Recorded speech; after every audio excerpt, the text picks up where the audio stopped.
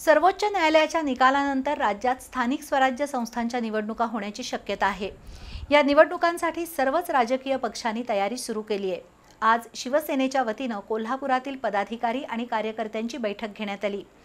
5 ते 9 फेब्रुवारी या कालावधीत शिवकार्य उपक्रमाचे आयोजन केले जाईल आणि त्यातून जनतेपर्यंत पक्षाची भूमिका पोहोचवली जाईल असं ठरवण्यात आलं।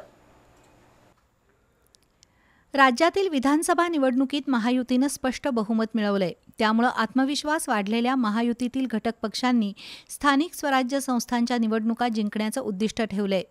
आज राज्य नियोजन मंडळाचे कार्यकारी अध्यक्ष राजेश क्षीरसागर यांनी शिवसेना पक्ष कार्यकर्त्यांची बैठक घेतली। कोल्हापूर महापालिकेवर महायुतीचा झेंडा फडकवण्यासाठी सर्वांनी आत्तापासूनच कामाला लागावं, एकनाथ शिंदे यांच्या नेतृत्वाखालील शिवसेनेमार्फत घेतलेल्या लोकहिताच्या निर्णयांची जनतेला माहिती द्यावी असं आवाहन आमदार क्षीरसागर यांनी केलं।